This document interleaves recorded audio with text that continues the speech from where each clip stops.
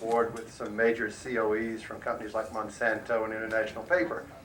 That was a real line, and she may or may not want to help her friends out. I don't know, but anyway, she is on Lean's board and has been working on this problem with Wilma and others for quite a few years. Wilma has an analytical lab down in New Iberia, has helped citizens across the state, and has on Superfund served as a technical support person on several Superfund sites in Louisiana, including petrol processors near Florence and several in Vermilion Parish, and has worked nationally on Superfund. For those of you who don't know what Superfund is, it was a law set up by Congress to create basically a pot of money to help clean up inactive or abandoned or waste sites where the owners or people responsible for it were not interested in moving forward.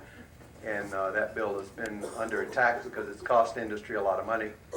And why would we want to clean all that stuff up anyway? So I'll turn the podium over to Wilma and Florence. Whoever's going to take it first, just have at it. And I hope they'll be at least as entertaining as the video.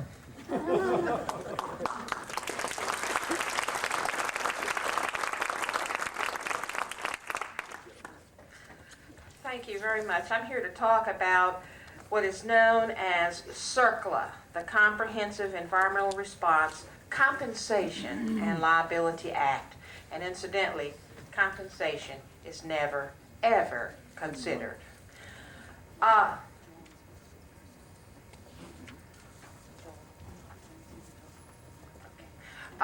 Before I make any further comments, Joel Lindsay has an announcement that he would like to make.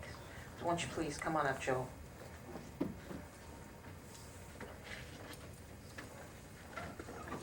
Thanks, Florence. I'm picking up just a little bit of their time. I wanted to make everybody aware that this product of a 2-year project we have going on at Southern University is available. It's a map of the industrial corridor identifying the hazardous waste sites, Superfund sites, and toxic emitters in the corridor. And on the back is information looking at trends from 1988 to 1993. We have copies available. There's a report in conjunction with this map. We can make it available in large quantities to school children, to grassroots organizations, and I'd certainly like for you to take advantage of it. Our phone number, if you'd like additional copies, are on this, and the map and the report are in the back. Thanks, guys. Ladies.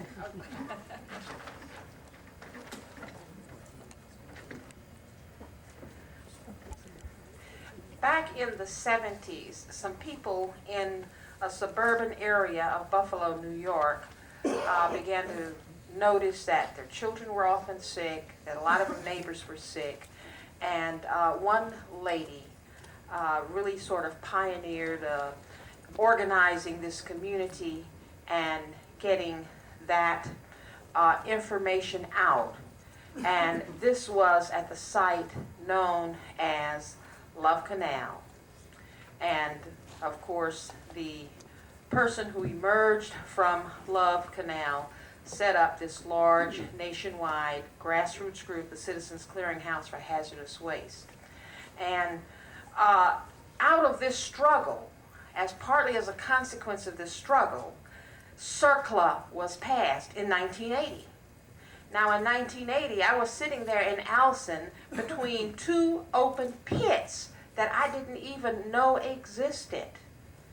I was aware of an incinerator near me, and I was certainly aware of fumes and odors, but I had no idea that these 2 open pits were sitting there. And in fact, they proved to be one of the worst Superfund sites in the nation. A lot of people struggled to get that initial CERCLA law passed. A lot of good environmentalists were out there, and they came out with a really tough law that was based on the principle that if you messed it up, you cleaned it up. That whoever made the problem, you paid for it. I mean, that's just sort of like a time-worn American principle. Then in 1986, coming in on the heels of the horrible Union Carbide accident in Bhopal, India, we had, attached to Superfund reauthorization, the Right to Know Act. And again, a lot of very good environmentalists worked on that reauthorization, went through a lot of struggles. Then we get along to about 1992, and all of a sudden we start hearing people saying Superfund's broken and it's got to be fixed. Well, basically what had happened was industry was kind of tired of paying these huge amounts. They'd been doing everything they could to wiggle out of paying what it cost to clean up Superfund sites. And so they were around trying to convince Congress that Superfund was broken and it needed to be fixed. Now, one of the handouts that you're getting is a handout that shows you the number of sites that have been recognized as a consequence of the CERCLA Act. To date, over 36,000 sites have been recognized, have been identified. And this graph, if you pull out the graph, it's a bar chart, and it shows you the kind of progress that has been made in terms of CERCLA. And you can see that of the initial 39 sites, 39,000 sites that had initially been cataloged, that remedial actions have already taken place at a goodly percentage of them. And in fact, initial kinds of responses, in many cases it was just a matter of going out and picking up some barrels and carrying them off to be treated. In other cases it was a simple matter of going in with a bulldozer and scooping up a few loads of dirt and taking that off to be treated. And these sites needed no further addressing. Of the sites that remained, we end up with approximately 1,200 sites on what's known as the National Priorities List, or the Superfund sites. That was as of, I think it was 1993. Today, in 1995, there are 1,300 recognized Superfund sites. And of those 1,300 recognized Superfund sites, many have already undergone construction. They're well into the remedial process. Some sites have even been delisted. That is, they've been cleaned up and deemed safe and are now being put to other land uses. But people were wandering around saying, Superfund's broken and it needs to be fixed.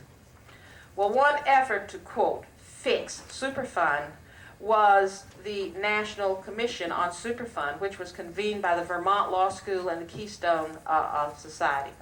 And what they tried to do was a very democratic process. Let's bring in the people who are most affected. Let's let them sit down and say where they see problems in Superfund and how it ought to be fixed. So they brought in some key representative industries, such as waste management and Monsanto, some of my great friends. And they brought in the people who insured them. And they brought in the banks that are oftentimes left with the land when they foreclose on a business. They brought in the national environmental groups, EDF, NRDC, and the Audubon Society. They brought in, sort of almost as an afterthought, a community person by the name of Penny Newman, who lived in Glen Avon, California, the Stringfellow Superfund site. After the first meeting, largely through the efforts of Penny, she said, there needs to be more representation from community people. And somehow or another, I still don't know how it happened, somehow or another I ended up being selected as one of the community people that sat on that commission. Well, we sat there, Penny and I mostly, and wrestled with those CEOs and waited for them to open their mouths and put their feet in it, then we helped shove it in a little bit further. And we ultimately came up with a set of principles, our report that was released in December of 1993. 93, yes. And it certainly was not a perfect set of principles, but it did address a lot of troublesome issues. And it helped to bring more power to communities than communities had ever known under Superfund. In that report, we even managed to see that communities would get clinics, something that communities have been crying for a long time. Somehow or another, as that report moved through the legislative process, it got changed a bit. It got diluted quite a bit, so that some of the gains we had made there we lost, particularly on remedy selection. where they start talking about let's just treat the hot spots. We say the whole blooming thing is a hot spot, clean it up. But that was the law, Superfund 1994, which incidentally had very widespread support of industry, Chemical Manufacturers Association, trade groups, and even some of the bankers and some of the insurance agencies. There were some that were out there pushing for total repeal of retroactive liability, something we said definitely no to.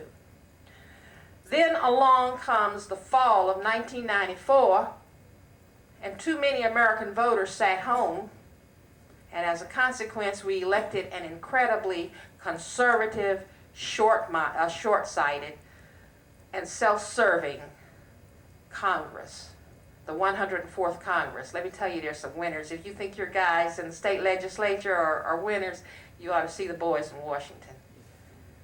You ought to listen to them think. Well, Superfund 95 was born. A new group jumps up claiming to be a coalition. Superfund 95, they call themselves, and it was mostly the insurers and the bankers. And they came up with some of the most repressive, self-serving kind of legislation. It's just unbelievable. Total repeal of liability, retroactive liability, and absolutely nothing in the way of citizen participation. Our wonderful Congress has embraced those ideas. We have two bills currently before us now. The Smith bill, which is in the Senate, and the Oxley bill, which is in the House. The Oxley bill was released on September the 28th, and the Smith bill on the 29th of September. Prior to the release of those bills, Smith and Oxley both had put out a set of principles, and Smith went through a sham of hearings in which community people were frozen out. And then after community people wrote a very hot letter and got sign-ons from people and organizations across the country, put some very negative pressure on them, Oxley managed to find room on his committee for me to speak. And I was speaking on, of all things, states' roles in Superfund. And they even managed to find a very irrelevant question to ask me, which I answered in a very irrelevant manner. And then finally, they come out with these bills. And they've gone through shams of hearings. Actually, Smith was about to have hearings, and all of a sudden he had a little tiff with Dole, and he tucked away his bill for the moment and canceled his hearings. Oxley's hearings continued. I testified this past week, Tuesday, before Chairman Bollard's committee on the Oxley bill. EPA had to jump into the fray.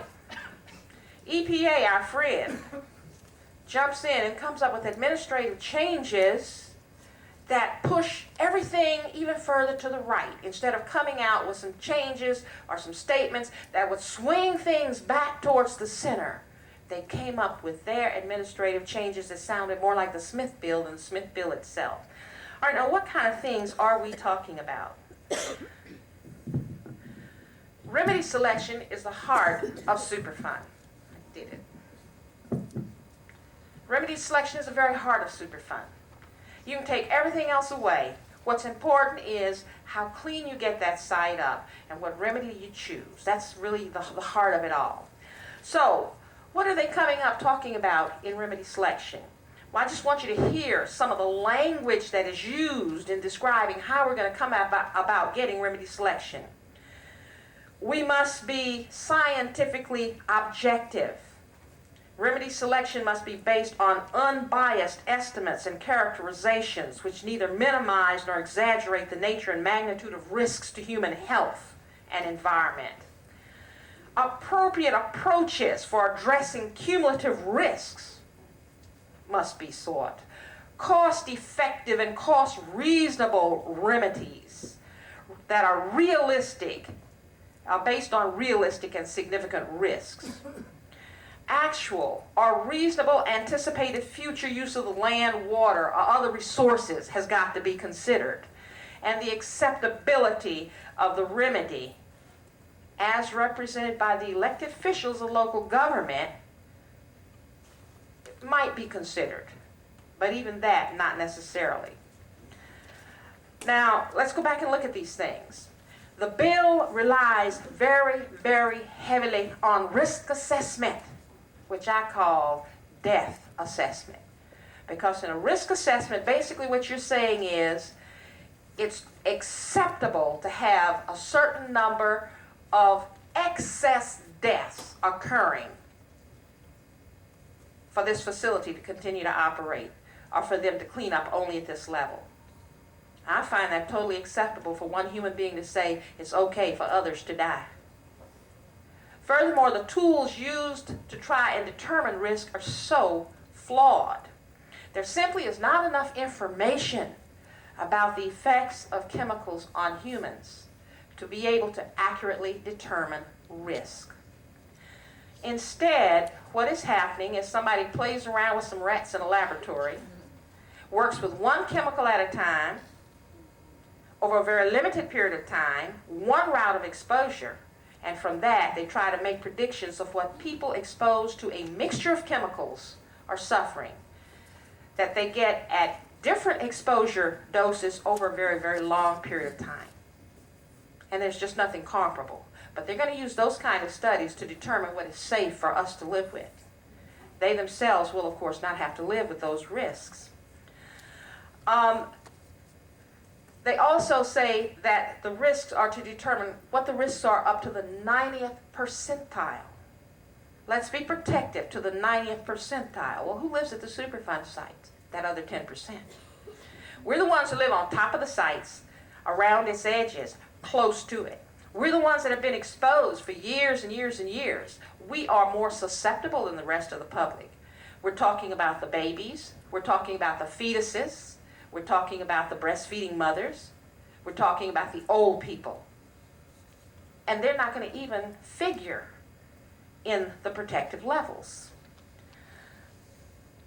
Risk assessments are nothing more than death assessments. A very faulty tool. And the whole bill depends very, very heavily on these risk assessments. It talks about land use in selecting a remedy. There's no point in cleaning up a site if it's just going to get polluted again by industry. So let's make this site, its designated land use is future industrial use. Then you don't have to worry about cleaning it up so well. Well, I happen to live in an industrial zone because the wonderful, wise city fathers saw fit to just haphazardly change the pattern of a piece of land and call it industrial. People across the street from me live in a residential zone. We see this kind of madness all over the country. People in West Dallas affected by a lead smelter, an old lead smelter. Half people on one side of the street are getting cleanups according to industrial standards, and people who live on the other side of the street are getting cleanups according to residential standards. It makes no sense at all. Community participation. They have something they call a citizen, what is it called? A community, or citizen, what is it? There it is. Community assistance group. Now, very interestingly, they talk about local residents being in this community assistance group. Who are local residents? They don't really define who that is. But it's certainly got to include elected officials, landowners, whether they live there or not, businesses, workers, which makes good sense, especially if they are workers who are going to be assisting in the cleanup. They need to be protected also. But all these other people are going to be making decisions that those of us who live there then will have to live with. So they're diluting the impact of the citizen assistant group. Furthermore, no matter how much this group may come to consensus on something, it's only a recommendation. They don't have to pay it any attention. What we're looking for is an enforceable right to participate for the people who live in the zone of highest impact.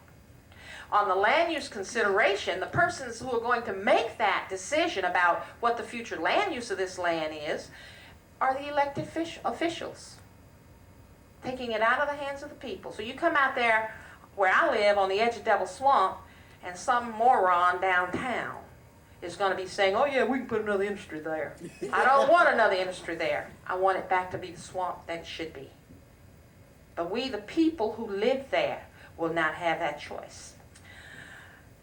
They did do a little something good with a tag grant. They did remove the matching funds requirement on the tag grant, but then they turn right around and say that if there's a citizens, community assistance group, then that's the group that's going to get the tag grant. Now that is absolutely ludicrous. That community assistance group that's made up with PRPs and elected officials will get this $50,000 for somebody to allegedly come and educate them, while the people who really need it will go wanting.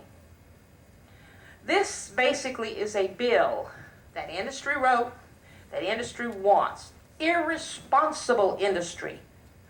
I should add that. This bill, the other thing it throws in that's really frightening, when they talk about remedy selection, they talk about cost-effective, least cost remedies.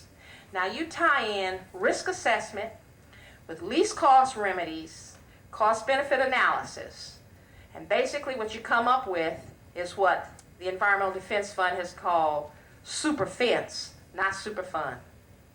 Put a barbed wire around it and hand out bottled water. They don't care about groundwater contamination. If somebody's not actually drinking that groundwater at that moment, it doesn't matter that it's contaminated. Contain the waste, because that's the cheapest way to do it on a short-term basis. Let the contamination spread into the groundwater. Let the groundwater contamination spread to other aquifers.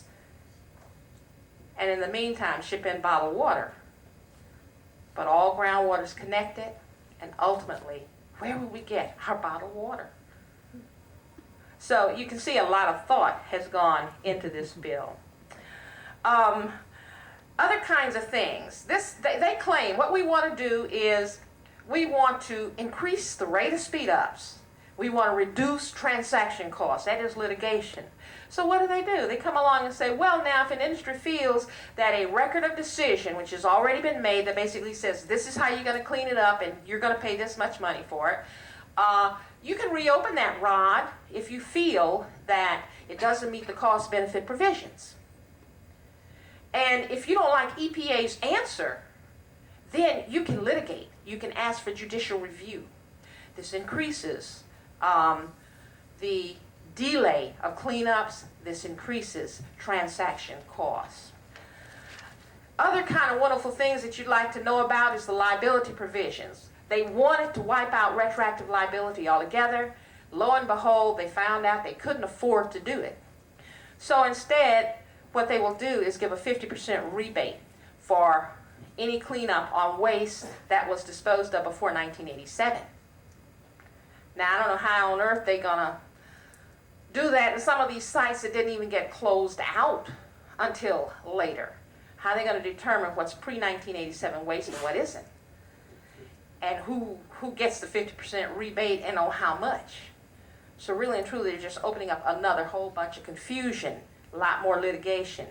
And what about the industries that already bit the bullet and cleaned up their sites? And there are some that have done that. They also have provisions for de minimis and de minimis parties.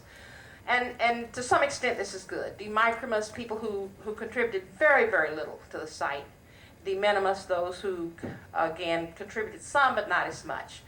The definitions have changed as to what is de minimis and what is de minimis. But what's disturbing to me is that in saying we're just going to let you people out of Superfund, they haven't considered the toxicity of the waste, but only the amount of the waste. And you've got to consider both toxicity as well as volume before you can say, well, we're going to excuse you out of this situation. And finally,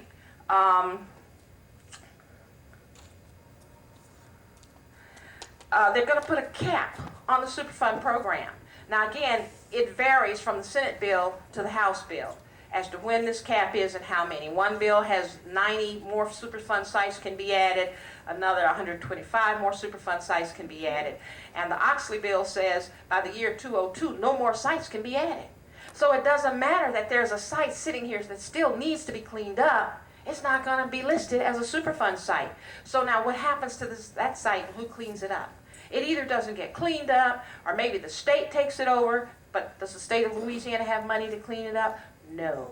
Most states do not have monies to handle, to even administer the cleaning up of Superfund sites, let alone to actually do the cleanup or pay for the cleanup. So the bill's running out, and yet we still have these 36,000 sites out there. So that's what the good guys in Washington have for you. And that's the kind of thing that I've been fighting. And now Wilma Super is going to come and talk to you more on the specifics of what's going on right here in Louisiana.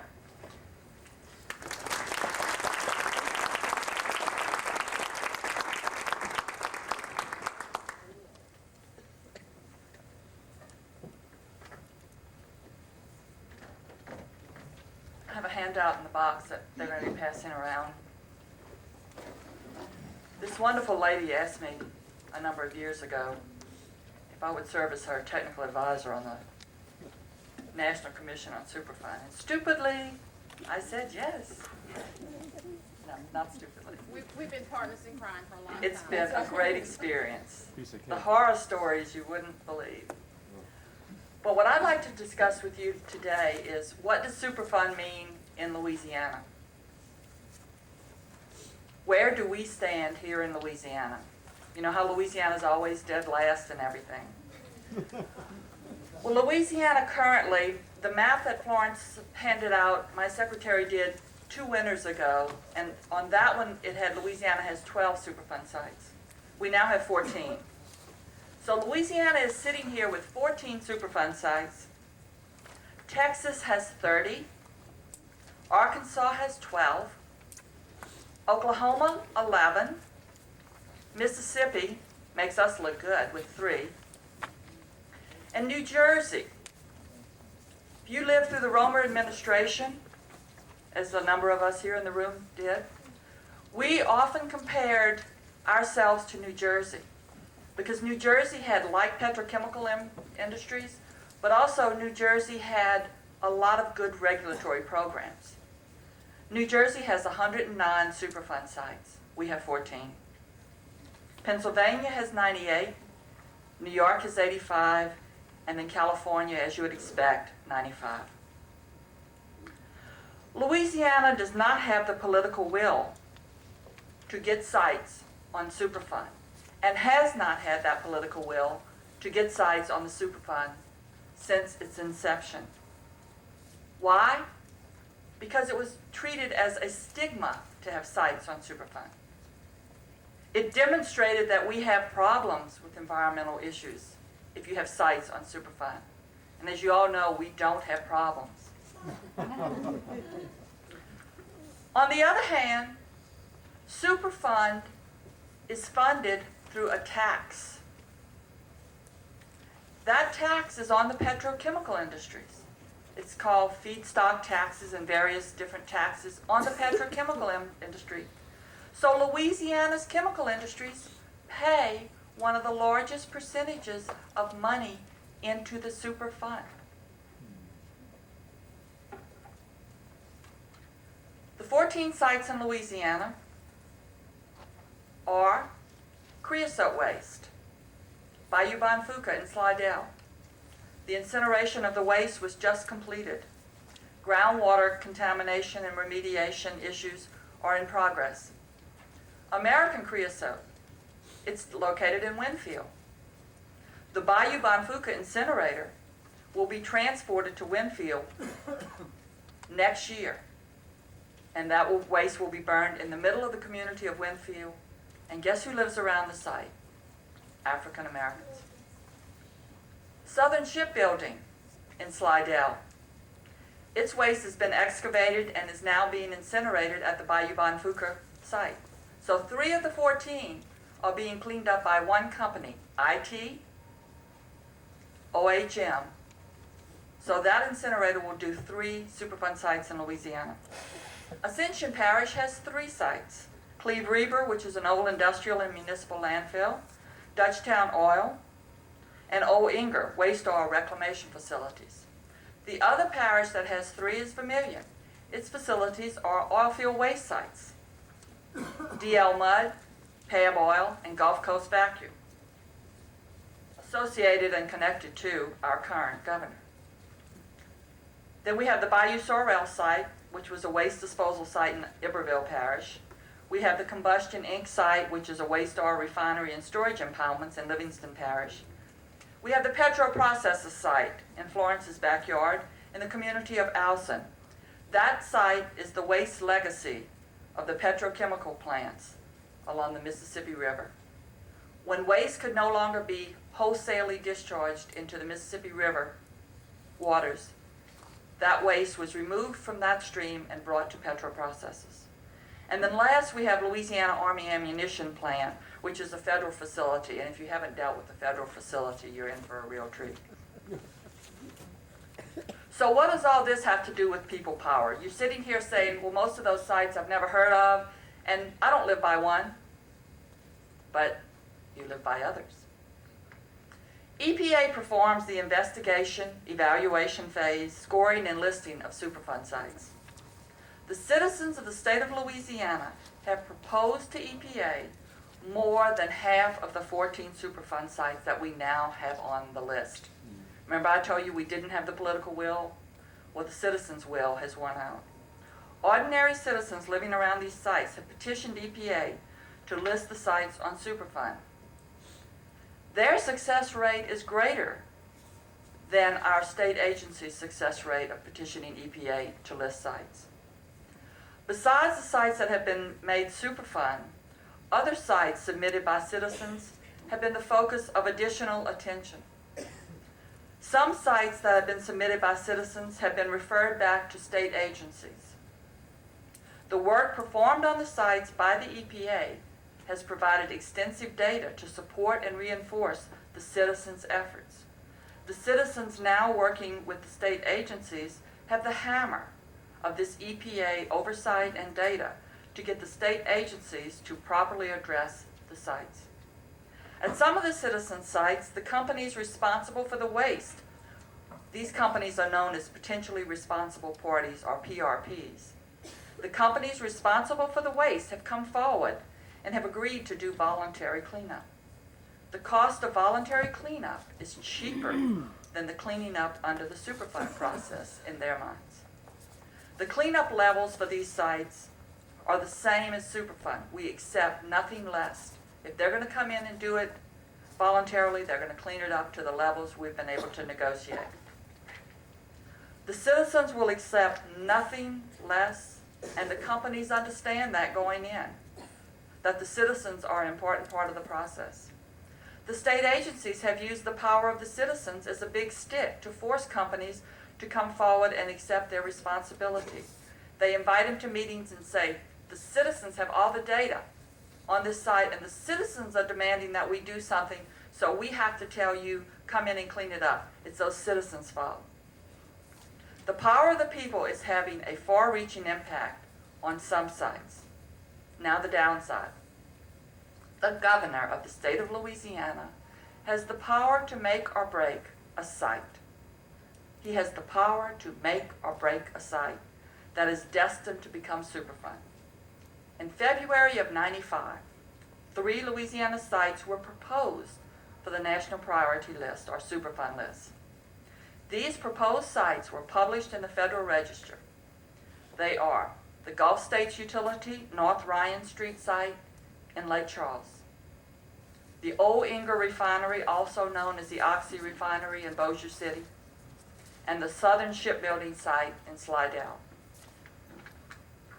In April of '94, Jim Thompson, the legal division of DEQ, wrote a letter to Carol Browner, she's the administrator of EPA, concerning the Gulf States site.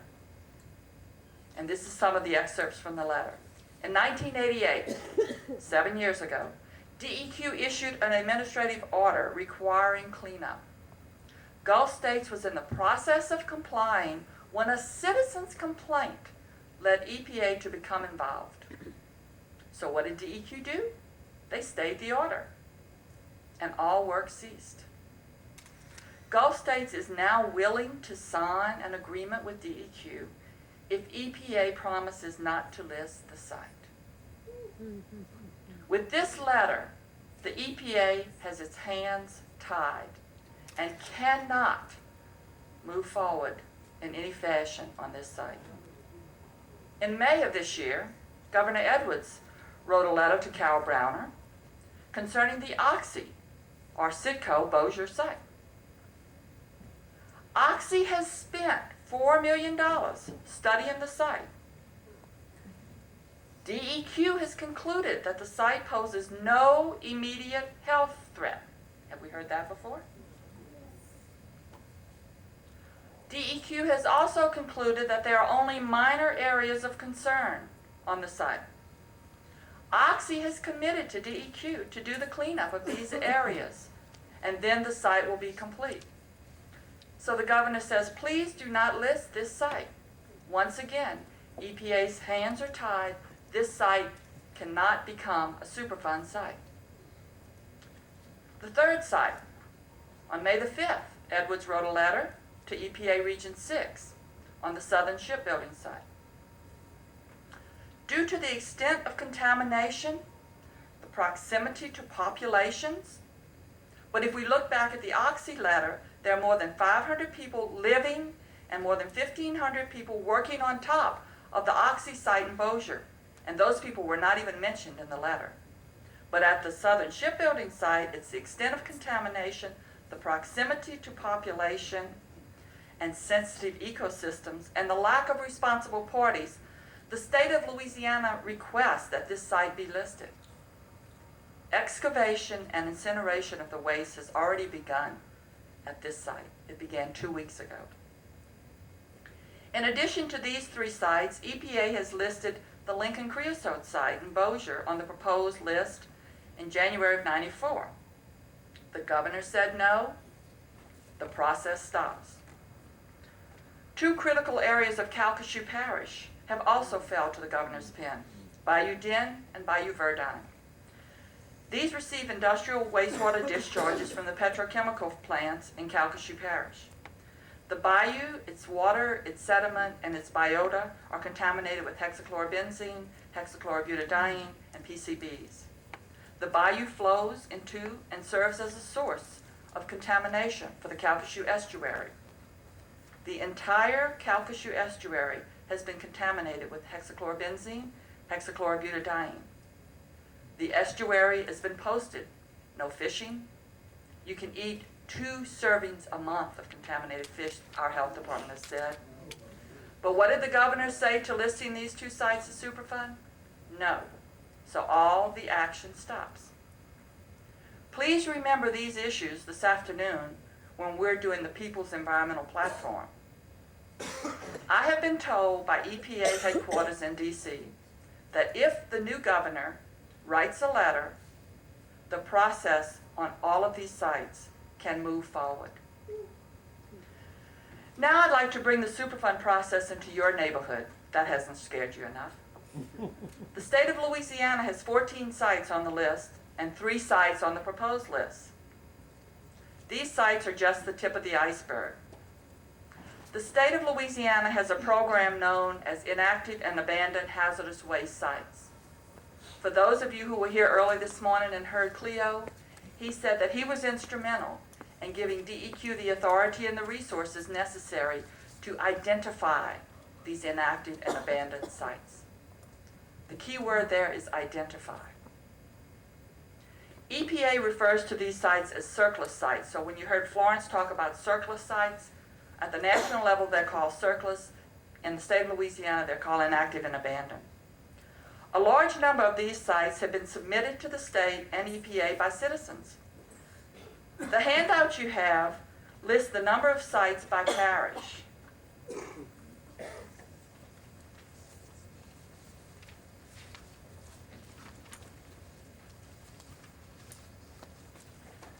This is the list of the individual sites. This is not a handout.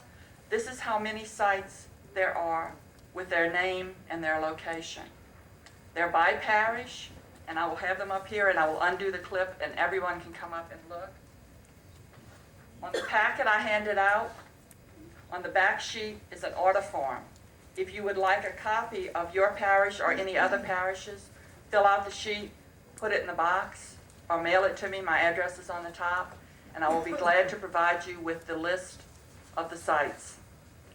Looking at this list here, it lists the number of sites by parish.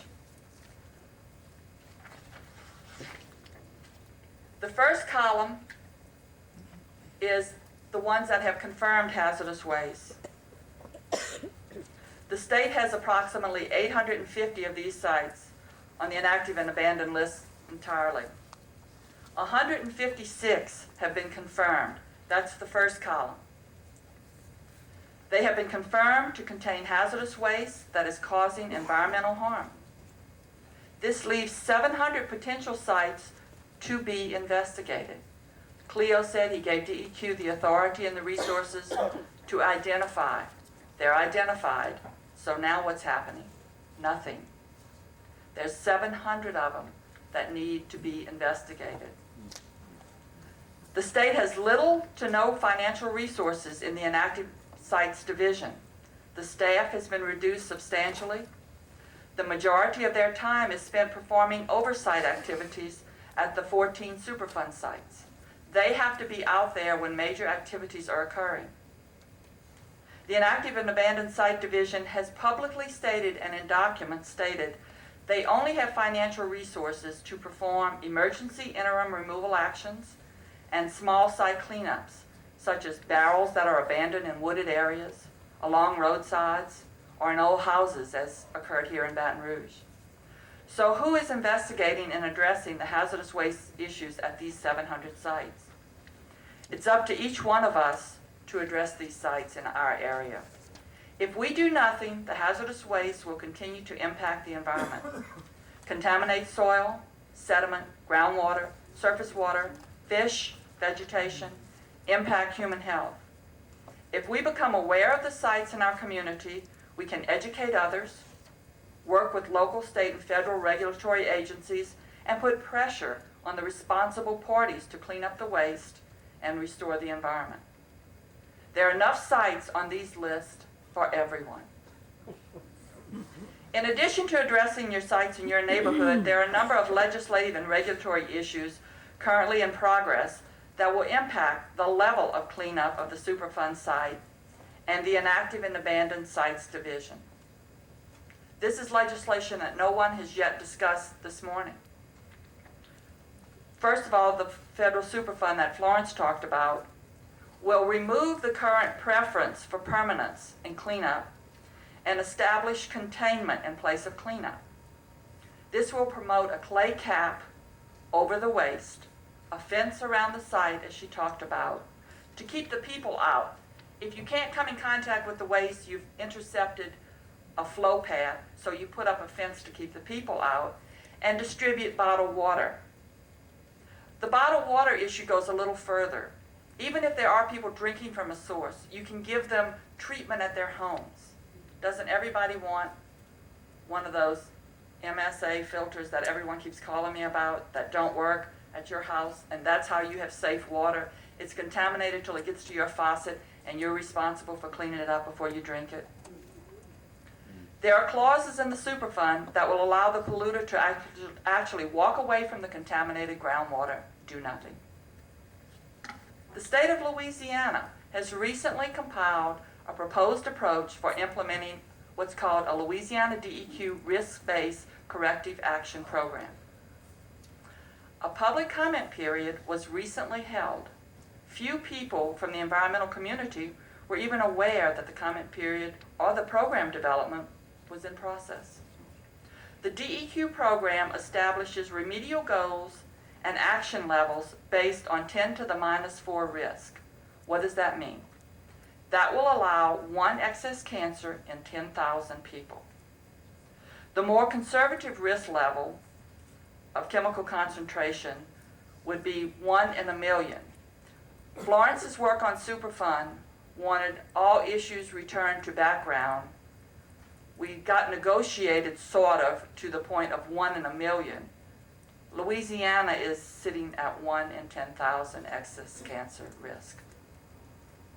The DEQ program identifies cleanup levels based on land use classification. Non-industrial areas are areas that are predominantly land use surrounding the site, residential, farming, and undeveloped.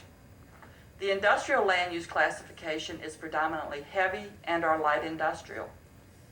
The chemical, soil, and water cleanup levels are established based on these two land use categories. The industrial levels are 10 to 40 times dirtier than the non-industrial standards. So on Florence's side of the street that's industrial, she can be 10 to 40 times dirtier when they finish cleaning up than her neighbor across the street. But if technology is not available to meet the cleanup levels or is not economically feasible, containment's okay. The industry's response to this DEQ program would weaken it even more.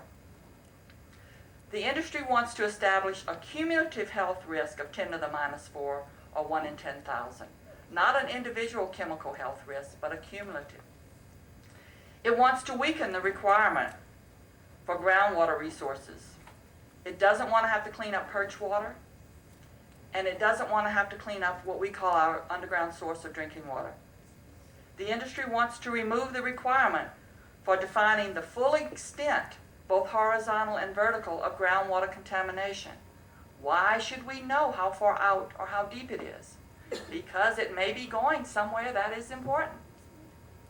The industry wants to move the point of compliance from the site boundary, like a waste unit site, all the way to the facility boundary. Well, we know how big a lot of those industrial facilities are.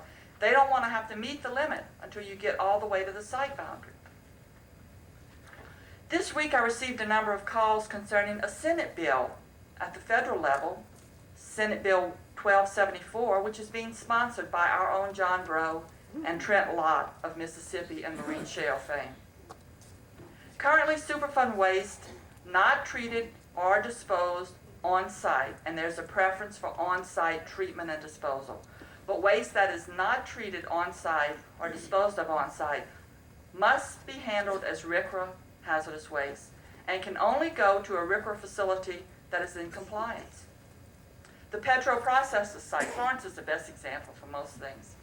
That waste initially was pumped out of the ground very slowly and was being handled by Dow, who was one of the responsible parties.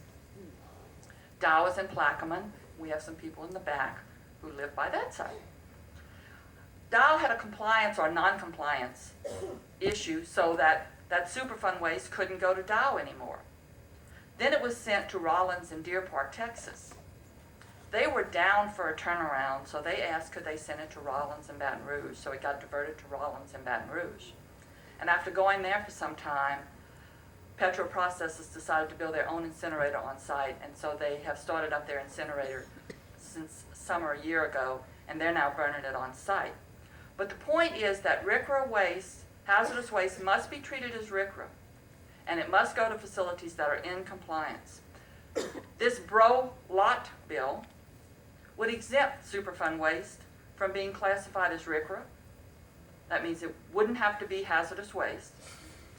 The bill is an attempt to change a small part of the Superfund bill, since Florence and all her friends are giving them so much trouble getting the big Superfund bill through, and make the waste cheaper to treat and dispose of, and could bring Superfund waste to your local solid waste landfill, industrial waste landfill in your community. Superfund waste could go to those landfills if the Breaux-Lott bill goes through, and they are asking for other congressmen to sign on to their bill. The Superfund law will serve as has served as an excellent deterrent to the creation of new Superfund sites. Industrial companies now are very careful when they make decisions before sending waste off-site, because if that waste is handled improperly, the companies will be liable parties in the future. The Superfund law also encourages companies to perform voluntary cleanup of waste sites. If Superfund is weakened, or if some of these programs are adopted, waste sites will not be cleaned up to an appropriate level, and the large number of waste sites that will be left in place to continue to impact the environment and human health.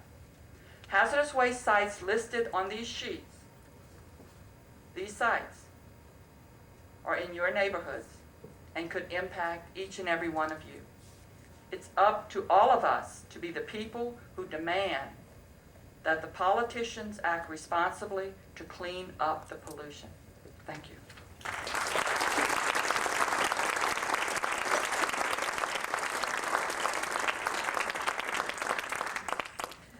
I'd like to call your attention to a sheet that is in your package. It's called a Citizens Platform on Superfund.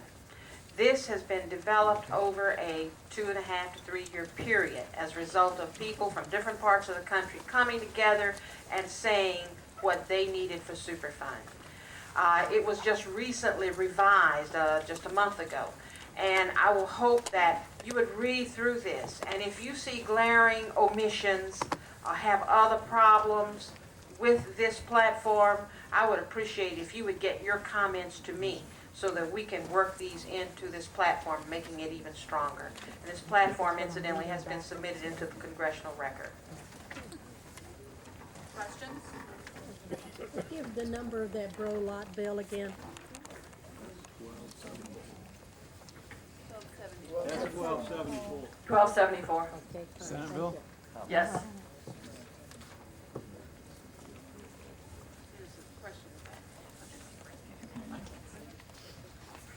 Yeah, I belong to the Coalition of Concerned Medical Professionals in Sacramento, California. A rhetorical question, how many other positions are here?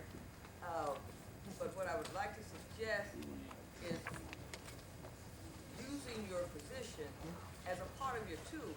Used to be in the old days, doctors worked with family.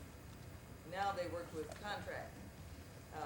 And so we could tell by what's going on with the healthcare monitoring system that our Congress is not particularly interested in healthcare. So we're not going to get it there. But we have worked with the flood victims, earthquake victims, all kinds of people. One area in Sacramento accidentally got flooded because the right floodgate wasn't closed. You know, a whole community of people, and it didn't happen just once. It happened several times. So, in terms of coalitions to develop and so forth, I do think your healthcare professional needs to be made responsible. We would like very much to work with our various healthcare professionals, and we've tried to do this. There have been some problems. Now, one problem, for example, take my community. We are a rural community. There's not a single doctor in our small community. The people go to a wide variety of different health professionals for treatment. Consequently, when we had a very outstanding epidemic of environmental health problems, namely severe nosebleeds, each person was going to a different doctor. So no one doctor saw it as an epidemic effect. The other kinds of problems we've had with our people going to doctors with problems, the doctors will clam up the minute they find out where these people live. They might go and say, boy, I haven't seen anything like this except when I saw people who worked in a chemical plant. Well, that's funny you mention that. I live so-and-so. Then they shut up like they've never heard it before. But you're absolutely right. And one of the proposals that we've been trying to work on is to get clinics in our communities where we can bring in the healthcare professionals to take care of our people and to help catalog these kinds of illnesses as well as treat them. Thank you.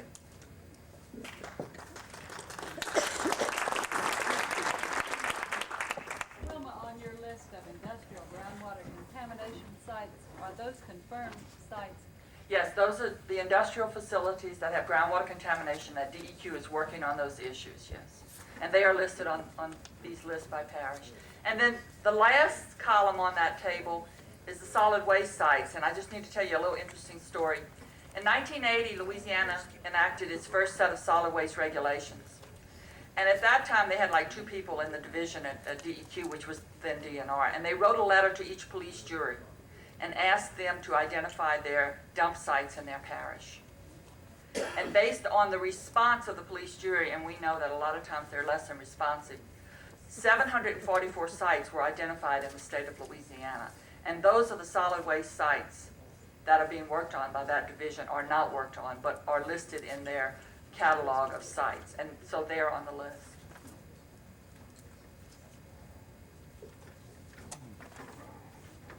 Okay, and the parish lists are up here, and I'll leave them up here for you to come and look at.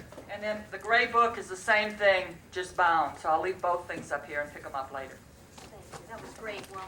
Thank you. Okay, is everybody hungry? You ready to eat?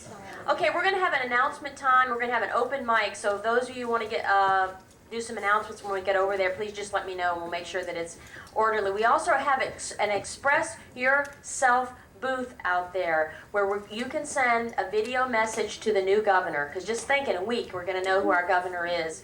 And if you want to take time to sit down for a minute, we're going to send that tape off to our new governor. So if you have something you're really dying to tell him, today's the day.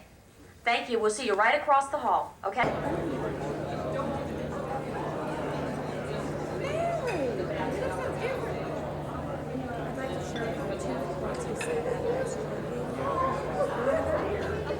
When they started inside us, he was having an open question and answer period about any issues. Because it's our issue. They said, any more questions? So finally, I was like, he looks at his watch and he's going to call the offices or he's going to call the offices or he's going to question. Let us just be quiet for one moment. Just a moment of thanksgiving and blessing on all of us here and on all the work, hard work, that so many of all of us have done. And upon the organization Lean in reaching out and connecting us together, bringing us together, and providing information to feed us and to help us to make our communities better. And let us also ask a blessing on our food and upon all those who have prepared our food, have grown it, and who are serving it to us today. Amen.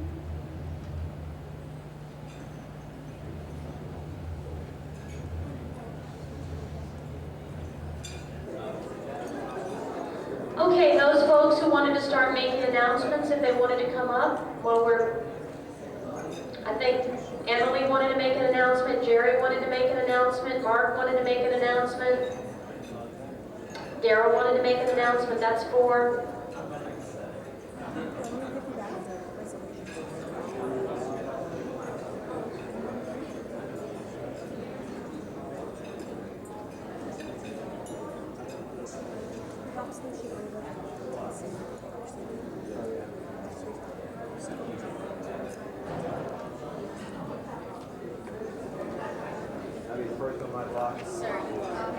Paul, I'm gonna put this right here. Head and shoulders above the crowd. So this is the right time to do this, I suppose.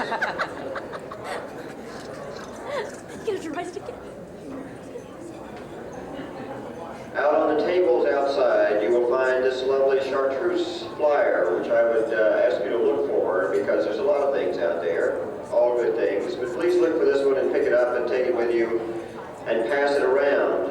This concerns a conference that will happen at the Tulane Law School in February, sponsored by a number of organizations, including Lean, bringing together people from all over the country on 24 panels, bringing lawyers, scientists, and environmental organizational people together to talk about all the various issues near and dear to our hearts in Louisiana. In addition, there will be computer training simultaneously by the RTK network folks from Washington. There will be field trips organized the Friday morning and Sunday around this event, which is February the 23rd and 24th. If you are a person who happens to edit a newsletter or who has access to a person who edits a newsletter, I have created some short, middle, and long versions of newsletter stories about the conference that I would be happy to give to you so that you can take back and include those in your next newsletter to help us spread the word about this conference. And if you have any questions about it, please talk to me. Thank you.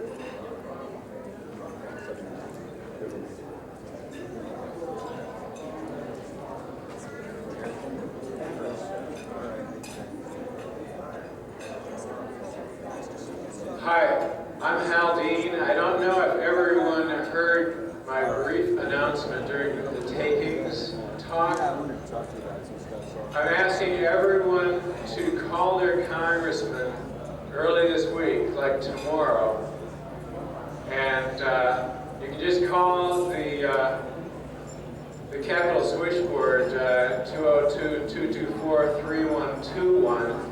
Ask for your congressman and tell them to oppose H.R. 1020. That's H.R. 1020, bad bill. It would send all the high-level radioactive waste from all the power plants in the nation to the foot of Yucca Mountain, which has not been acceptable for waste disposal.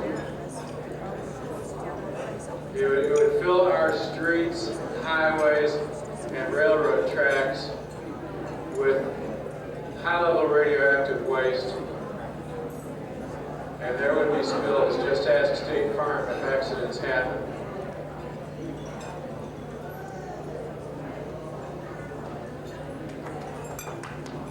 In the next week or two, we'll have to call our senators. You could call them all at once. Tell them to oppose sending radioactive high-level waste to Yucca Mountain.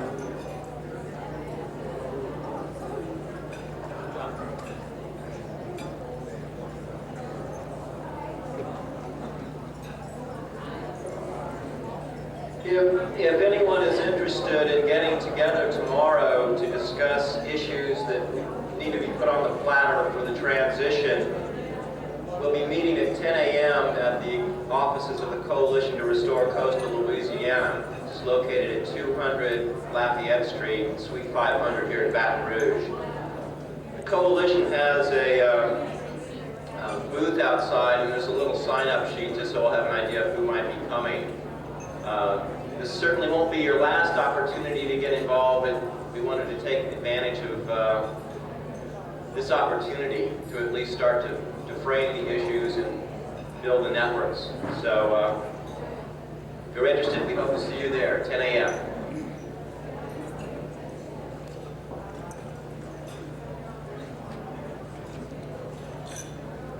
Hello, my name is Gary Gresh. I'm Director of the Alliance for Affordable Energy in New Orleans. I've got a couple of announcements. On November the 30th, at the Leo Butler Community Center in Baton Rouge, we're going to be doing, and that's from 7 till 8:30 p.m., we're doing a workshop on least cost utility planning and also the rights you have as a utility ratepayer. What's going on with least cost planning now is that there is now a tax being made on it by the industry to take it away. Least cost planning, for those of you who don't know about it, is a planning mechanism by the utility companies to invest in our homes and businesses, in the energy efficiency of our homes and businesses, instead of building new power plants. We have a lot of information about it out there. I hope that you can be there on November 30th for our workshop. The other thing is, on October the 24th, I attended a press conference in Washington, D.C., put on by a UN group called the Intergovernmental Panel on Climate Change. And what they said has a lot of impact for the people of Louisiana and those who are interested in protecting our wetlands. First of all, this group was set up in 1992 at the Rio Summit. And it is a group of 500 of the leading climate scientists in the world. Their conclusions, which they released on October the 24th, are these. Number one, global warming is happening, that they have perfected their climate models, and that the delta regions of the world are going to be hurt the most, the fastest. Those of you who think we already have problems with the wetlands, and we do, with subsidence, soil erosion, canals, etc. What we have now with global warming is a prediction that within the next 20, 30, 40 years, we're going to be seeing a rise in sea level of anywhere from 16 inches to 3 feet. Now, this is going to have an impact on all our lives. It is going to have an impact on all our work. That's the bad news. The good news is that there is a way to avoid it, and that we in Louisiana must become the energy leaders and stop using and abusing fossil fuels. We have the mechanisms to do it. We need to get the word out. We have a lot of information about it on the table out there with all the compact fluorescent light bulbs. Please come and take a look. And have a nice meal. Thank you, Gary.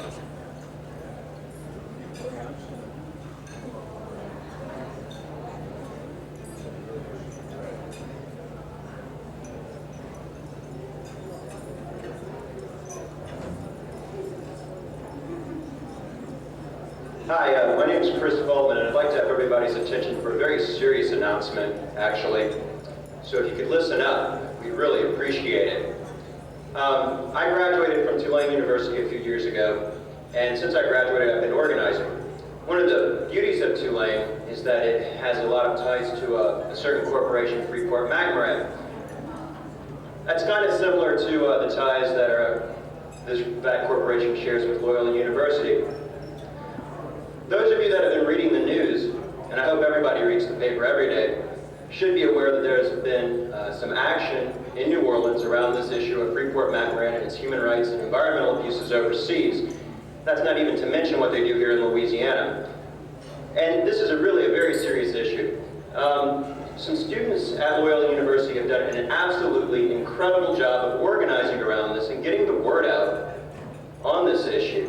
And they've gotten the New Orleans community, and for that fact, the Louisiana community, aware of what Freeport has done.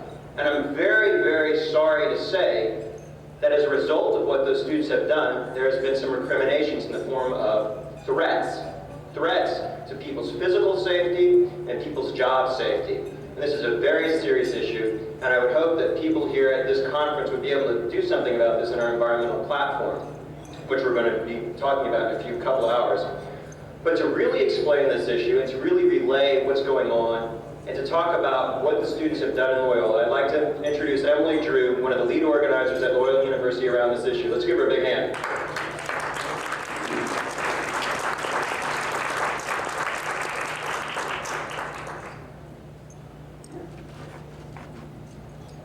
Thank you. I appreciate that such a good group is gathered. It's another wonderful opportunity to talk about what's going on at Loyola. About 3 or 4 months ago, we became, as a student organization, I'm in part of what's called the LUCAP, which is our community action program. We decided to take a platform and a stand against Freeport-McMoRan's relationship with Loyola. Our decision to do so was primarily two-pronged. One, we disagree with the relationship based on a social justice perspective. Secondly, we believe that it was wrong for Freeport-McMoRan to be using our name in its advertisements, giving something back to the community because of what that name is associated with. So we began kind of a little mini movement on campus. We began with petitions, we have shoe polish on our windshields, we started letter writing campaigns, and we organized a panel a week ago Thursday, and the panel was subsequently called an unauthorized panel. We had 6 faculty members. We invited Freeport-McMoRan to come and speak so that their side could be heard, and they were strongly recommended by our university president not to attend, as well as were some Jesuits who we wanted to speak. So we've been getting kind of railroaded in some of our efforts to bring this to public discussion on our campus. Many participants participated in the protest in front of Jim Bob Moffitt's house a week ago tonight. And as Chris mentioned, we are suffering some repercussions on campus. Right now there is basically a lynch mob mentality against our organization. We've become a scapegoat for administrative and other students who are ignorant about the issue to kind of lash out against us. And I guess right now we're just kind of looking for what our next steps are as a student community, as a concerned community about social justice, environmental rights, human rights abuses. So I don't know, I think that you're going to issue some kind of resolution from Lean, and I really appreciate that because although we have a lot of faculty support, we're not gaining any administrative support. In fact, we're getting quite the opposite. So I would appreciate any efforts you can do as an organization to help us in our endeavor, even if that just means being a supporter. So, thank you.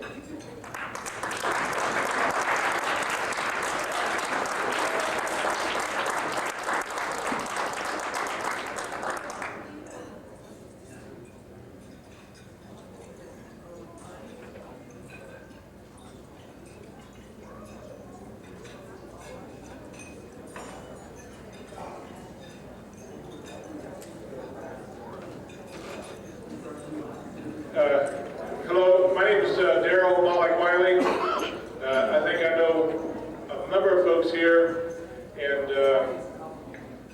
what has happened, I've been given the honor to be the executive director of an organization called EPAC, Environmental Political Action Committee, and I get the gigantic salary of zero to do that, so that's one thing. But one thing we're trying to do, EPAC is an environmental organization that is specifically set up to raise money for political candidates.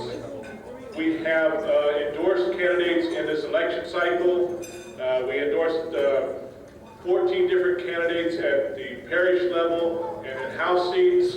We have one of our candidates that ran, that's here, Elaine Como, sitting right back here, who ran in Jefferson Parish. And she didn't win this time, but we're going to try and tell her next time. Right, Elaine? Already speaking. We did have a number of folks that we endorsed and won outright. Now we have a state senator, Tommy Casanova, and some others. We have 3 in the runoff currently. Claire Baudouin, who people know, is in the runoff. We donated some money to her. We're trying to raise more money right now to give more money to those candidates. So there's forms out here to give money. We'll also be involved in a press conference tomorrow at 1 o'clock, Monday. Thank you, Rochelle. Monday there will be a press conference where EPAC will endorse the next governor, we hope, Congressman Cleo Fields, Governor Fields.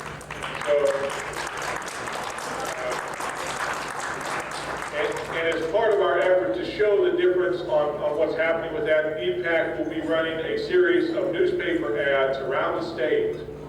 And we need to raise money for that. So I know everybody here is poor, we're all poor, but we like to have you raise some money right now. it is making a difference. We have some people who were endorsed by EPAC and elected, and we've got people in the runoff. So if you could possibly dig up for $5, $10, whatever, would help us. The only way we can change the political situation in Louisiana is if we get involved and make a difference. As long as we're not involved, they win. So thank you very much.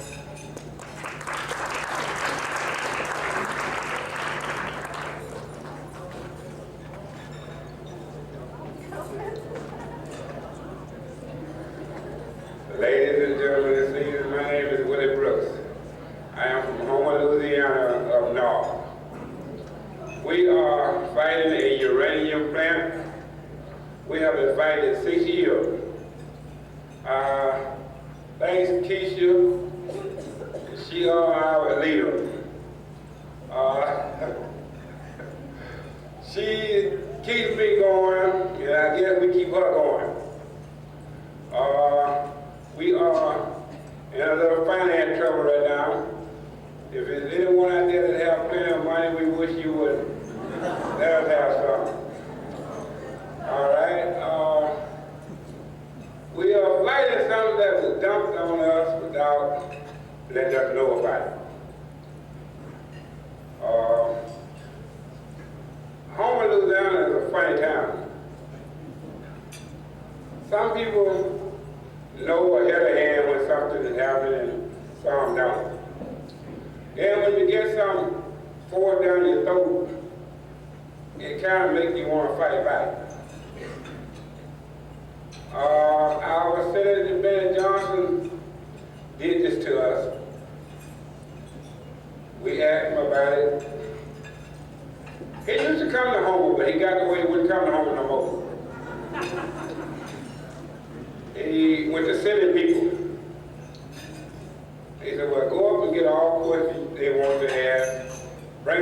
we'll answer. We haven't had one question answered.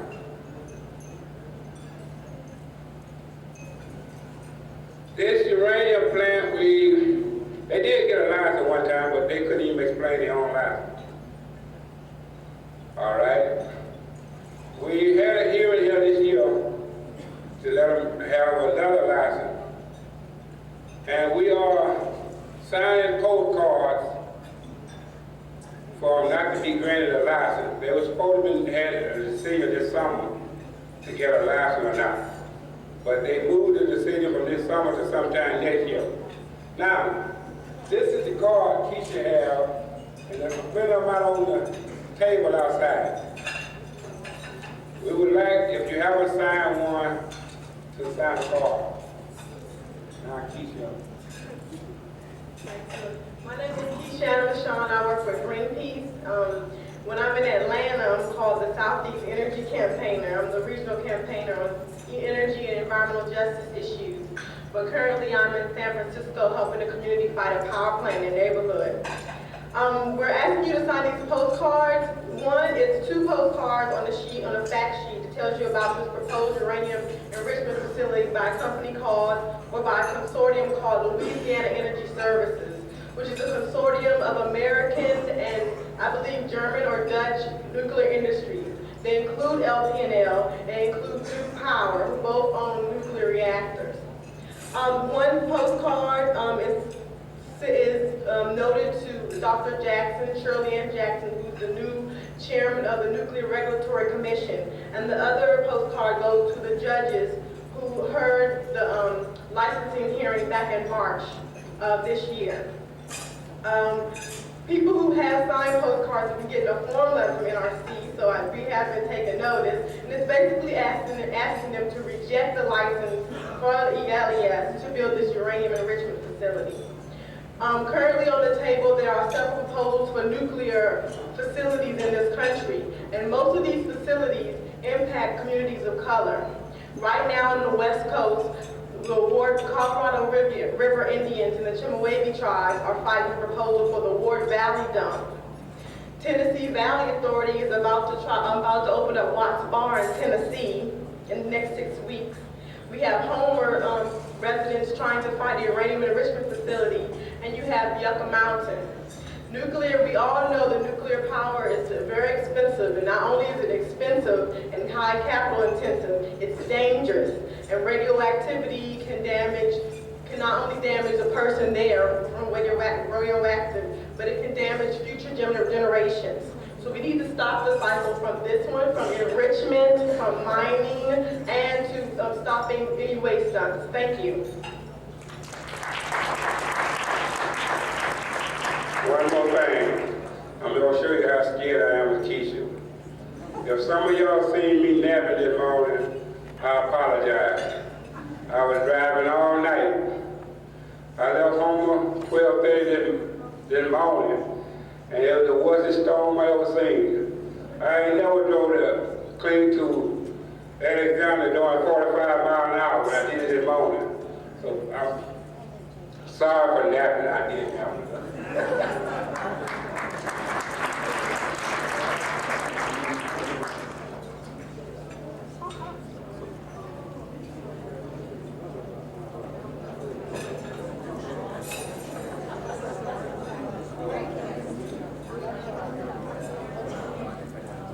Where are we? Are we going on?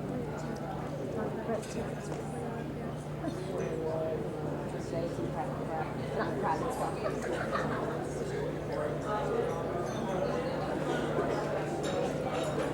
Hi, y'all. Hey. I'm Paula Henderson with Louisiana Citizen Action, and I just wanted to follow up with what Daryl Malik-Wiley was saying about EPAC, and make sure that you all understand that everybody here is invited to come out for the press conference for Cleo Fields on Monday at 1 o'clock on the state capitol steps. We want to have as broad a representation of social and economic and environmental concerns out to show appreciation for what he has done and the direction that we think he can take the state as governor. So please come on out if you can. And just also wanted to let you know, we've got tickets available for a group of women who are doing a fundraiser for Cleo on Tuesday night at 7 o'clock at the Municipal Building here in Baton Rouge. And we've got a grassroots special price for $15, and then are also the $25 tickets. And they're on the table out there. And any of you who have been involved, you know well that he has really run a shoestring campaign. And that's one thing that we appreciate about it, what a grassroots effort he's got. So every little bit helps. If you feel so inclined, it would be put to good use.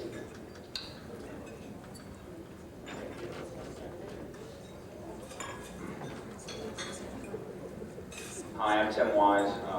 I know some of you. I have a very brief announcement to make because actually I'm going to have to leave. But I was thinking, as I was sitting here, something I'm involved in currently that may be of interest to you. I am the policy analyst at Agenda for Children in New Orleans, and in my capacity with Agenda, I'm also the project coordinator for something called the Louisiana Alliance for Fiscal Fairness, appropriately LAF, which, when discussing fiscal fairness in the state, obviously that's normally the operative response.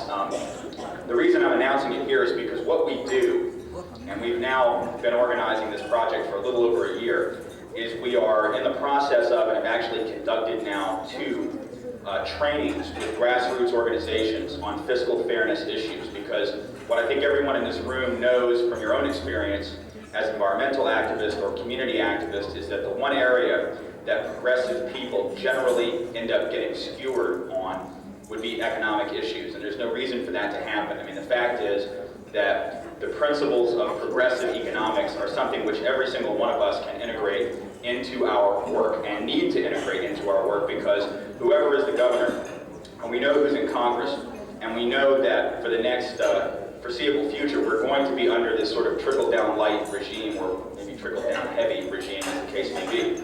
So the point here is, if you are interested in conducting either for your group or in your community, having us come out and do a fiscal fairness training, or even just a 2-hour seminar, hour-long seminar. We do longer trainings. We've done one, it's a 2.5-day training. In that training, we deal with tax issues, budget issues, spending issues. We respond to a lot of the economic myths that are being put out by the business lobby in this state and by business lobbyists around the country. You'll recall, if you were at this conference last year, there was a very good presentation by Paul Temple about the economic benefits of environmental protection. We don't deal with that in particular. What we deal with are the economic benefits of a fairer tax system, the economic benefits of quote-unquote taxing and spending. We're trying to cut through some of the smoke screens of the right on that. So if you're interested in that, if you'd like to get involved in that, you can call me. I know you probably don't have pens with you, but I can be reached at the Agenda for Children office in New Orleans. Or you can call Lean and they can give you the number. It's really important that we start talking about economic issues and that we put forth an economic agenda that is a people's economic agenda that addresses a lot of the things that are being done in this state without the knowledge of people in the state, let alone the approval. So if you're interested in that, please contact Mary Lee, or you can contact me at Agenda. Thanks a lot.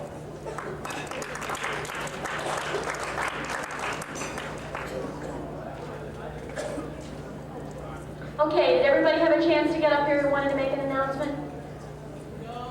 No, Audrey. Frank. Okay. Okay, guys. I'll be quick. I'm passing around to all the tables some little flyers, petitions that say the Formosa Yes If Plan. If you've been around very long in the environmental toxics movement in Louisiana, you might have heard of Formosa Plastics. They're a big company based in Taiwan that wants to build the world's largest radon plant on the west bank of St. John Parish.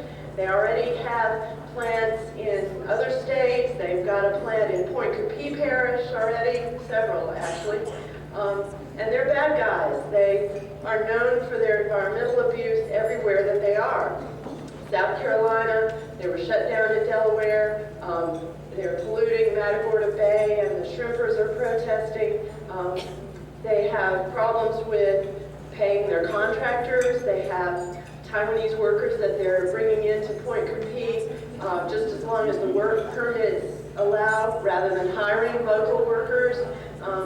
They were offered in St. John Parish for that plant $448 million, which is nearly the amount of the plant that they were going to build in order to come to that parish. And I could go on a lot. I'm here from St. John, and I've been working on this for a while. But we have a new approach. Instead of just saying no, people get tired of just saying no. It's kind of a negative thing. We decided to have a positive campaign. And so we listed all the things, or at least the major things that we wanted, and we call it the Formosa Yes If Plan. And we need support for this. This is just conceptual right now. These are the main ideas that we want to put on the table for discussion with the local officials and Formosa. We want zero discharge. If they come, these are things we want guaranteed in a contract. Zero discharge to air and water, like they agreed and are studying in Texas under pressure. We want no cutting down of trees. Instead of they're using 8 or 10,000 tons a day of hardwood, which is very precious in Louisiana. We've cut down 80% of it already. We want them to use a sustainable crop to help our local agriculture. The cane industry is in battle. We want them to grow Conf, which is a very good alternative. We want no tax breaks. We want the money that they pay in taxes to go to our schools like it ought to. We want a guarantee of local jobs and job training. And we want them to be neutral in any union organizing efforts. And in addition, they're located right next to low-income African-American community in a not very populated part of the parish. And they're also immediately next to, and they own, a historic plantation. So we want them to restore the plantation that they promised to 6 years ago. So if you agree that maybe we could say yes to Formosa if they do all these things, please sign. Thank you. Yes.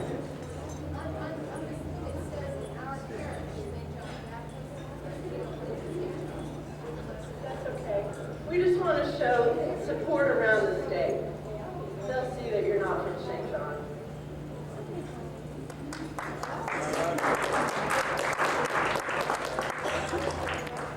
Sounds like right reason to be.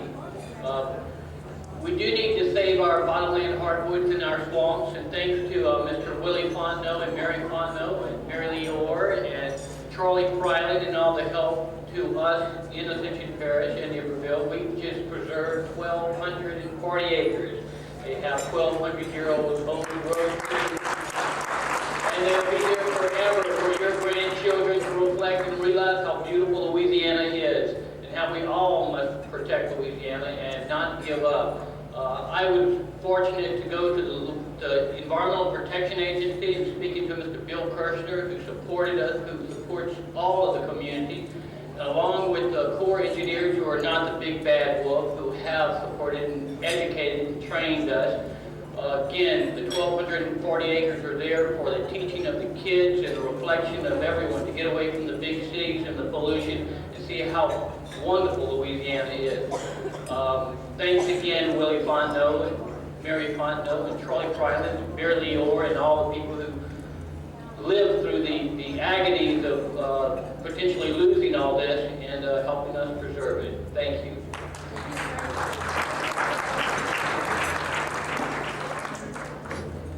I guess I'm the last to announce. My name is David Day, and I'm active with CFACT in Hammond, Louisiana. We're working to clean up the Tangipahoa River. It's always nice to have some good news, some success stories, and what I have been active in getting started 4 years ago is what we call the Environmental Awareness Day. This happens in Hammond, and tomorrow will be the 4th annual Environmental Awareness Day. It is basically a chance for the different environmental organizations, yourself, and the other organizations that aren't present here today to come and set up their displays and interact with the public and talk about what they're doing to help the environment and to further the cause of the environment. Also, we have entertainment there supplied by 3 local bands, and it's kind of, in a way, it's a hurrah and a yahoo for the environment. It's a chance for us all to come out and celebrate, to enjoy a day in the park, to interact with each other. It's a chance it's the fun part of what we do. It's a chance for us to celebrate what's been accomplished and look forward to what we can accomplish in the future. So if you haven't heard about it and you would like to participate, you're welcome to show up at Kate Square in Hammond tomorrow, set up your table or a booth or for whatever cause that you represent. And we encourage you to come out. It's a very informal affair, although I've worked hard to organize it as well as I can. And I want to thank Lean for their generosity. They've always been a sponsor of the event, helped us financially and also spiritually in this event. And I appreciate it's all part of the spirit. Well, if you would like to come on out, please try to make it out tomorrow. I promise that we'll have a lot of fun. It looks like the weather will be real nice tomorrow. And if you need to talk to me about it in any way, we can supply tables for you, and I can give you directions if you need them. So see me if you'd like to come. Thank you.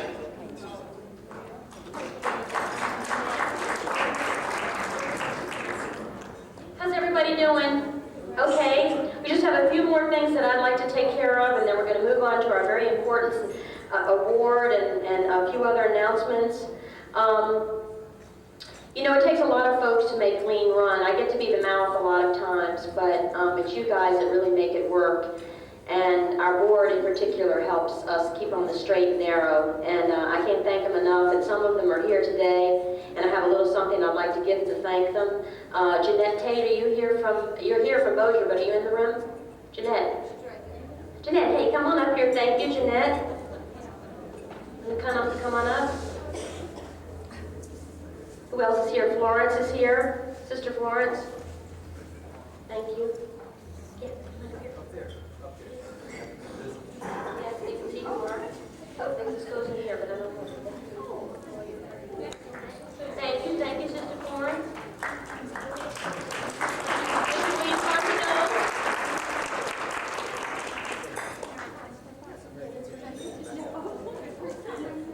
Really? Thank you, really. And Rose? Where's Rose?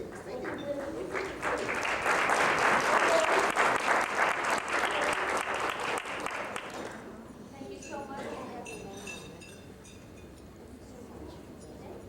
And we'd like to thank our speakers too. Sanford, if you could come up real quick. Sanford and Will and David Sacolo and Wilma as an addition. Wilma?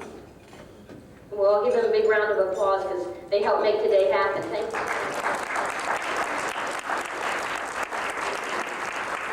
David. Will. I can't find your pen yet. Thank you. Where's Rose? Oh, you were Will for a moment.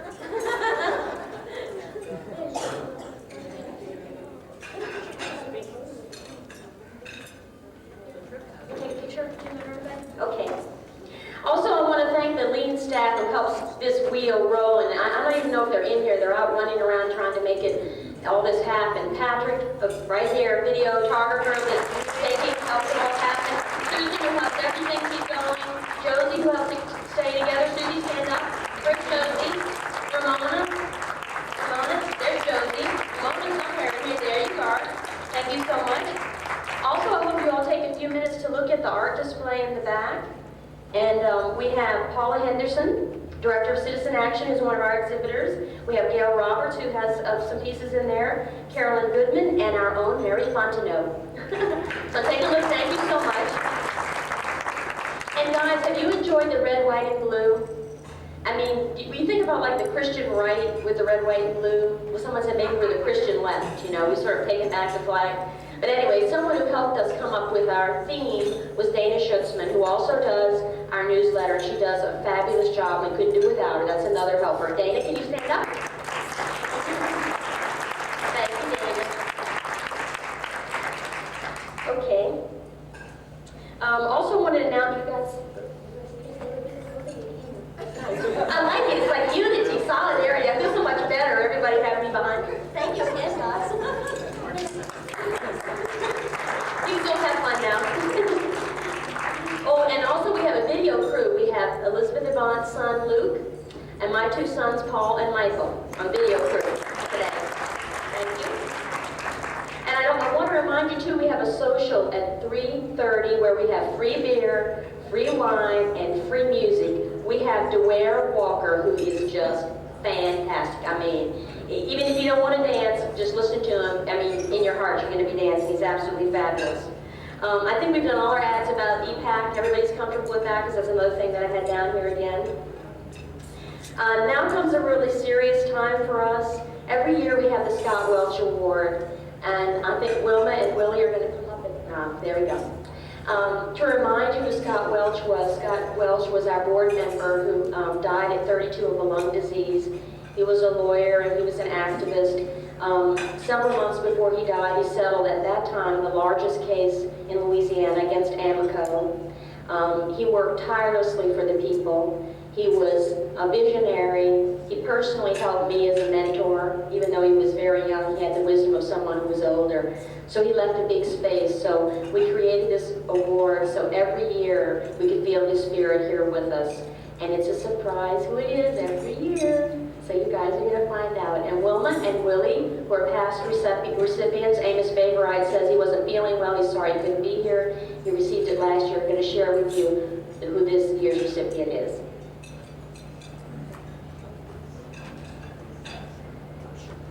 I just want to recognize somebody who came in late. For those of you who got here after we introduced ourselves, I'm Willie Fontaine. I'm chairman of the board of Lean and have been working on environmental problems in Louisiana about 25 years and have helped organize several hundred groups in that time.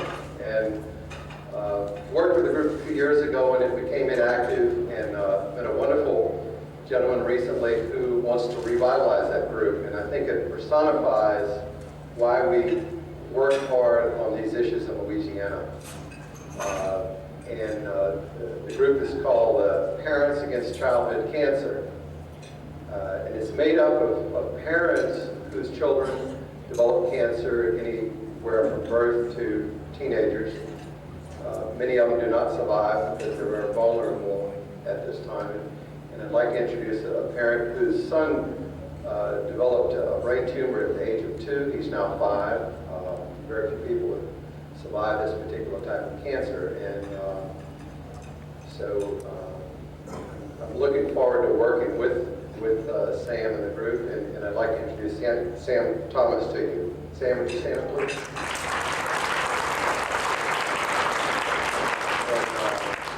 I think the Parents Against Childhood Cancer represent probably the greatest concern and fear that most people have when you think about, you might get cancer, but when you think of a baby in the womb that develops cancer, or somebody that develops cancer at an age like 2, or Barbara Dixon, who's one of my neighbors who helped form the group originally, whose child was diagnosed with cancer at 6 months. It's pretty scary stuff, and many of the parents believe that these cancers are caused by environmental and particularly industrial exposure. And so it just gives you a whole lot to think about. And Sam, appreciate you coming out. We're going to move on to this award. Will, you want to open it up? This award is going to somebody who is one of our dear friends and who causes as much more trouble than anybody else. And the award is to people who have put a lot of time and effort into this fight. And this is somebody who has little idea how much time is really spent on the work that's done, because most of the time this person is totally absorbed and forgets to eat and sleep. And at least once has been found comatose on her floor from overwork and not eating. And because she's worried more about what's going on in the community. But I think we finally got her to realize that she needed to sleep and eat. But Wilma,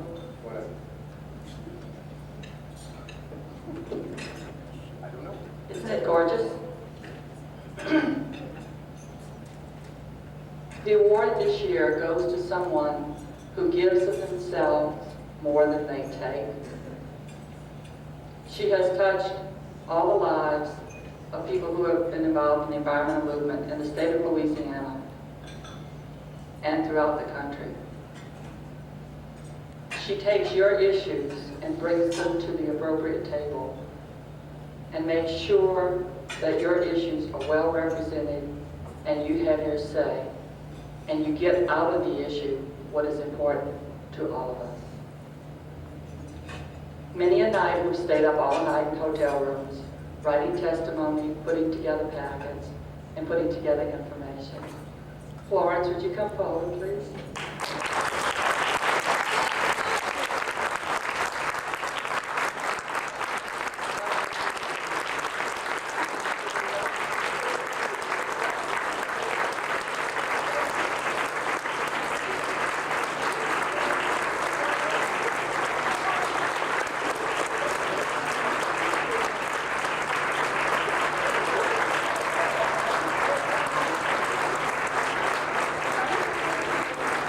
Our greatest concern is that if we give it to her, they will come.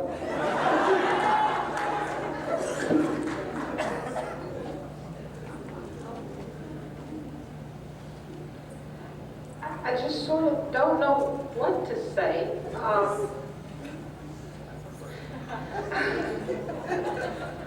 I say thank you very, very much. Well, what can I say about an award? Actually, I find it a little bit embarrassing. I haven't done anything that all of you haven't done. We're all in this together. We've all worked together. And then to single one person out and give them an award, somehow or another, I just don't quite understand that. If I've done anything good, it's because I've had all of you behind me. You've given me the courage that I need to take the stands I need to take. You've given me the knowledge so I know how to take those stands. And all I can say to you is I'm very, very touched, and thank you very, very much.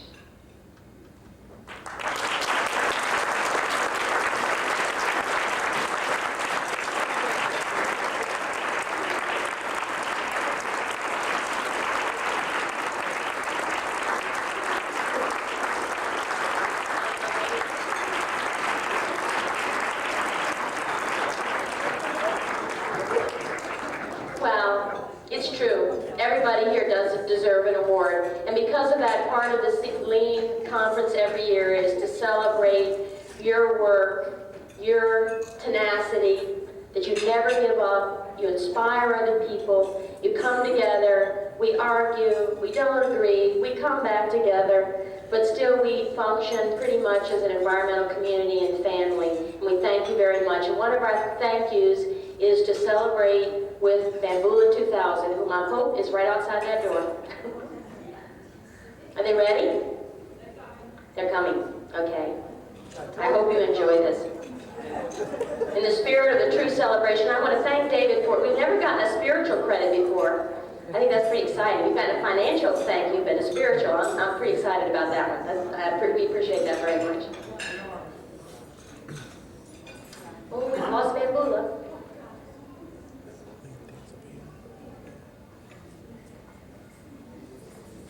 How they coming, Frank? Come on, here we go.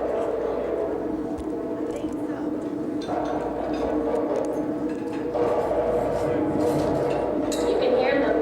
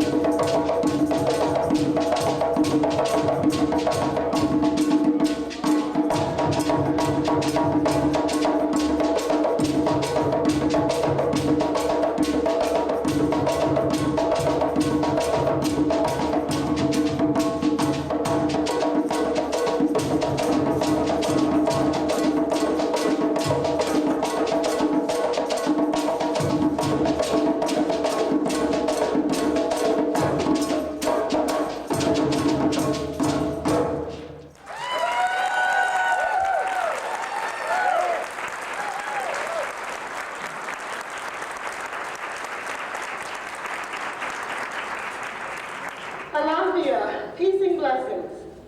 We of Bambula 2000 recognize your conscious efforts to save the earth.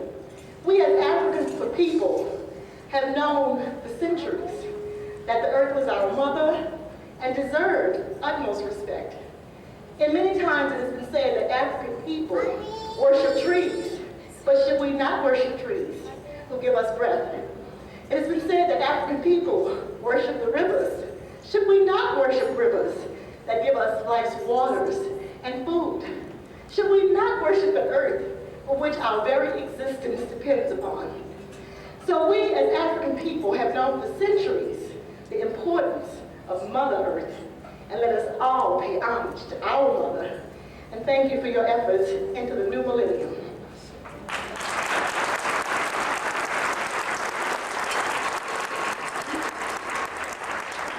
The first rhythm we played for you is called Sacred Atmosphere, because we must cleanse what we've already done.